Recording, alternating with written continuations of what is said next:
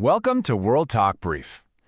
So on the surface, the arrest of a journalist in LA, a huge political fight with the BBC, and total chaos at a soccer game in Morocco, they might seem like completely separate, unrelated stories.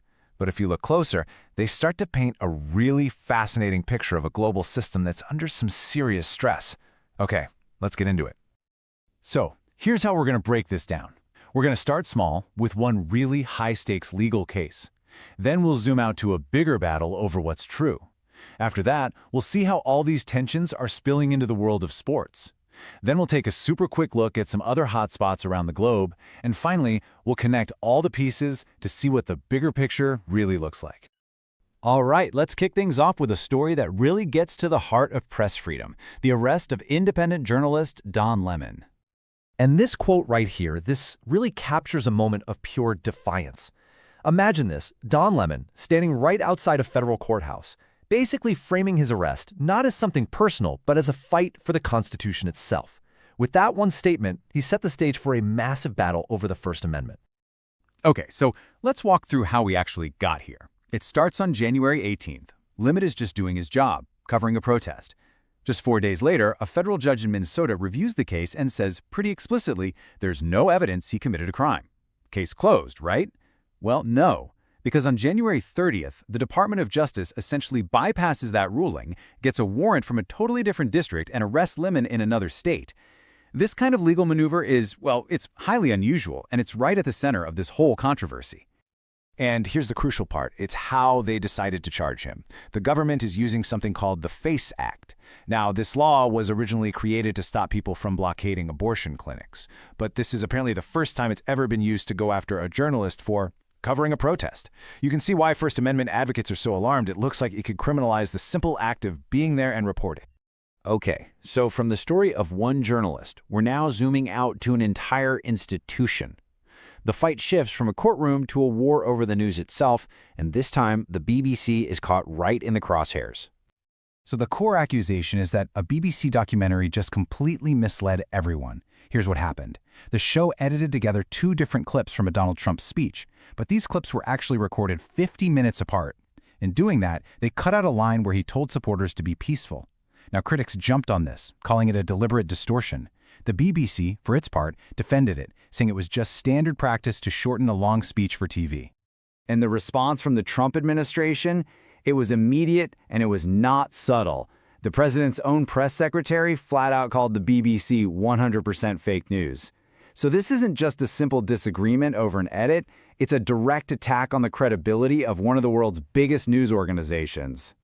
But here's where it gets really interesting.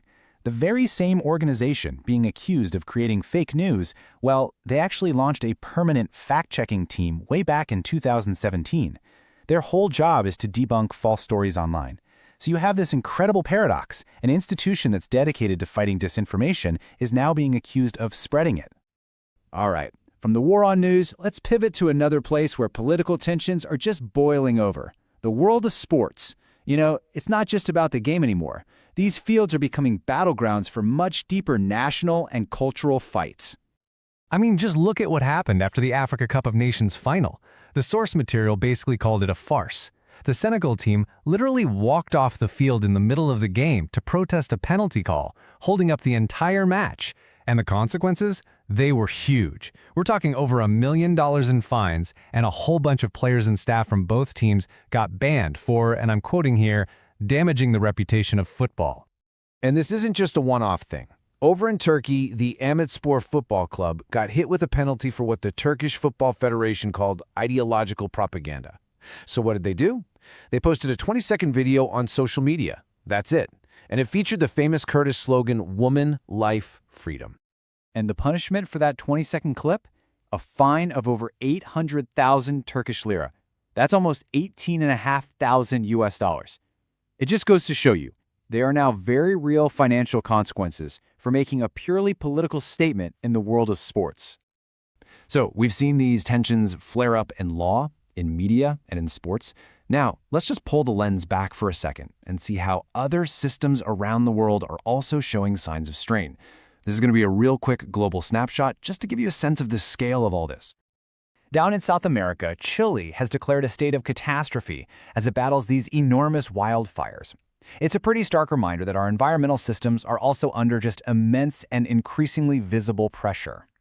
Meanwhile, over in Asia, Japan is kicking off a very tense election campaign, and one of the biggest issues is anxiety over regional security. So you can see political systems are also being tested by these major outside forces. And then in Europe, Spain is moving ahead with this massive plan to regularize migrants. It's a huge shift in social policy, and it connects directly back to the very same immigration themes that were driving the protest Don Lemon was arrested for covering in the first place. So, what does all of this mean when you put it all together? This is the part where we really try to connect the dots, drawing from a strategic analysis that looks at all of these seemingly separate events. You see, the analysis really brings these threads together. It identifies the core conflict area as this huge clash between accusations of media bias on one side and the principles of press freedom on the other. The big trigger event, the administration's fight with the BBC, which is now blown up into a $10 billion lawsuit. That's billion with a B. It just shows you how incredibly high the financial stakes have become. But the stress on the system isn't just political or financial, it's also becoming physically violent.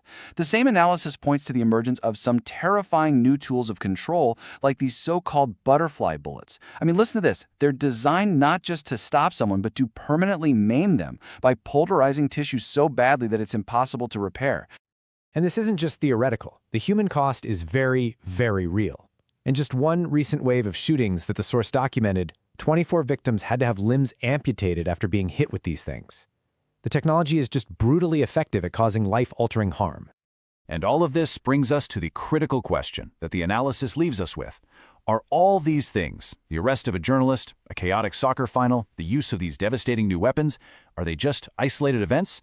Or are they all symptoms of a single, interconnected, global system that's transforming under immense pressure? That's the question we'll leave you with today. Subscribe to World Talk Brief for more clear, thoughtful explanations. World Talk Brief. News explained without the noise.